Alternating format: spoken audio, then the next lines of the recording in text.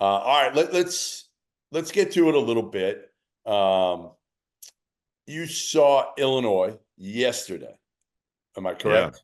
Yeah. Yesterday. Yes, that's And correct. it was a stinker at home against Maryland. One that I don't think anybody thought, even without Terrence Shannon Jr., that the Illini were going to lose at home to a Terps team that has been, frankly, not very good all year. Well, and not only that, but also awful in road games. Right. Awful Terrible. in road Couldn't games score. for the last 2 years, really. Right. Can't score. And Maryland comes out and they end up winning in Champaign. And here's my hot take. My hot take on I know it's coming, but go ahead. This hot take has been spreading on the internet like wildfire, but go ahead. Really? Okay. I don't know if it's that hot, but my hot take is if Terrence Shannon Jr. doesn't come back the rest of the year, is Illinois a fringe tournament team? Are they like bubble-ish at the end of the day? So wait, are you saying that the committee is going to like look at them and say, post Shannon, you are this, pre Shannon, you are that, like an injury?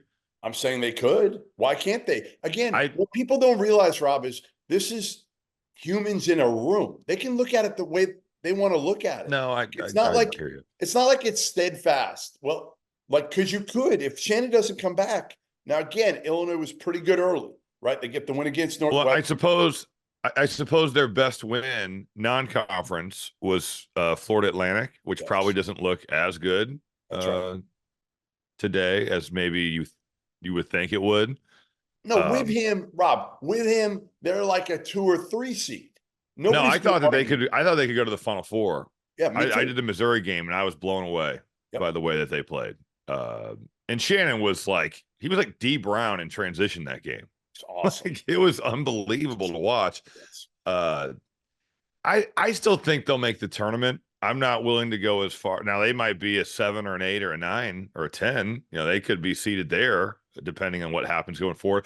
I was shocked yesterday because I didn't think their game plan, whether it was the execution of it or just what they did against Maryland, was very good.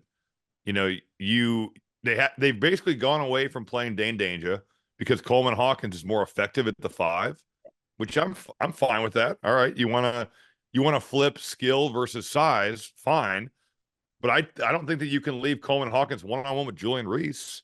I don't think that you can let Jameer Young just blow by every perimeter defender that you have. And Jameer Young was awesome, and Julian Reese was awesome. Those two guys were phenomenal. But to me, if you're playing Maryland, I would be on Deshaun Harris-Smith, Jordan Geronimo, Noah Batchelor. There's others. I'm trying to even Jamie Kaiser. I would be helping off of every one of those guys. Kaiser can shoot. Hey, but he's shooting 25% from 3. And once he makes a couple, which he has shot it better, then you can adjust. Deshaun Harris-Smith is shooting like 19% from 3. Jordan Geronimo, 8% from 3 going into the game. Yep. I get that Geronimo made 1, Batchelor made 1, and Deshaun Harris-Smith made 1 late in the game. But who cares? Right. But I would let him points for those guys. I don't care. I'm not letting Jameer Young go downhill and just torch me for 28. And I'm bringing a post double off one of those guys to help Coleman Hawkins because he can't. Dude, he's a good defender, but he's not going to be able to match. Though he's not great in the post. No, I think that Illinois would debate that with you. I think that they feel like he has done a good job, but I'm not letting him be one-on-one. You can't. And I just didn't think that they really played them in a way that their personnel would dictate. Like I thought that they just were like, no, we're going to guard Jameer Young one-on-one. Well, why? He's torching you.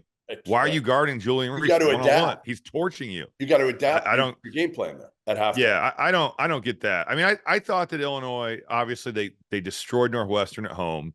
The Purdue game, I came away thinking, a lot of teams would get rolled being down like that. They came back, cut it to 2, beat Michigan State. Michigan State is, I think, still kind of just okay.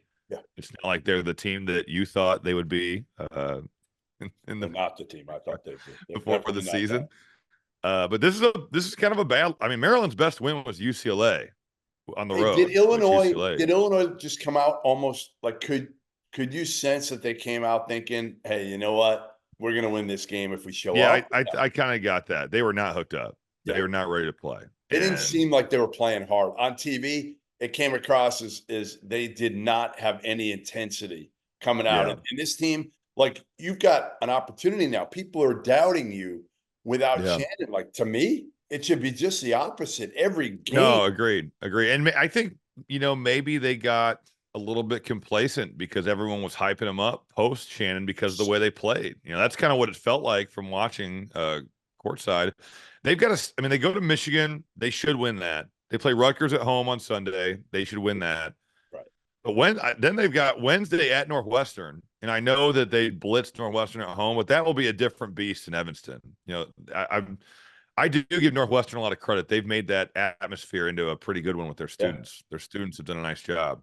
And then they've got Indiana at home. So like a stretch of very winnable games, but you have to win these 4. Hey, Rob, you got to. Rob, they're all winnable. Like in the Big East, there's very few games that don't include the name Purdue that you're going to look at and be like, it's not winnable. Like every game is winnable. Did you say the Big East? In the Big Ten, I'm sorry, in the Big Ten. Every game in the Big Ten is winnable, but they're also losable, as they just showed yesterday. Yeah, right? I would look at Wisconsin as a team as well that has maybe become like, and they're pretty good, and they're pretty deep, and they've got some players there.